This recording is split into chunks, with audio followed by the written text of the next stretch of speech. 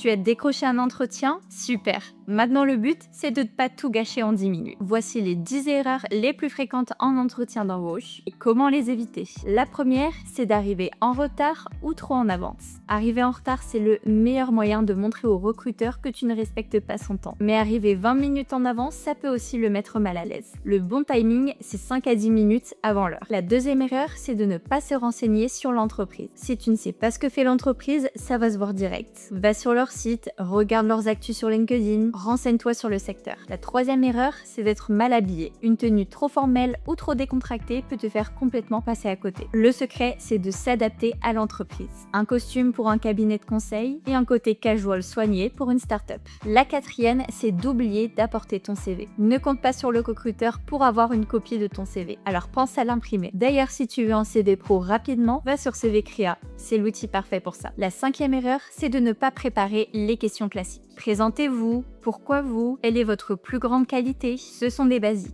Si tu bégayes, le recruteur va penser que tu n'es pas motivé ou que tu n'as pas du tout préparé ton entretien. D'ailleurs, si tu as besoin d'aide sur le sujet, on t'a fait une vidéo sur comment se préparer à un entretien d'embauche. La sixième erreur, c'est de critiquer ton ancien employeur. Même si tu as eu une mauvaise expérience dans le passé, il faut que tu restes professionnel. Un candidat qui critique son manager, l'entreprise ou ses collègues, c'est un gros red flag. La septième erreur, c'est de couper la parole au recruteur. Laisse toujours le recruteur aller au bout de ses questions. Ne l'interromps pas, même si tu crois deviner ce qu'il veut dire. La huitième erreur, c'est de manquer d'énergie. Un ton monotone ou trop discret donne l'impression que tu t'en fiches. Sois enthousiaste sans en faire trop et montre que tu es content d'être là. La neuvième erreur, c'est de parler trop tôt du salaire. Poser des questions sur la rémunération, c'est normal, mais pas dans les 5 premières minutes. Attends que le recruteur aborde le sujet ou que la discussion soit déjà bien avancée. Et la dernière erreur, c'est de ne pas poser de questions à la fin. La pire réponse à "Avez-vous des questions?" c'est non, tout est clair. Prépare 2 à 3 questions sur l'équipe,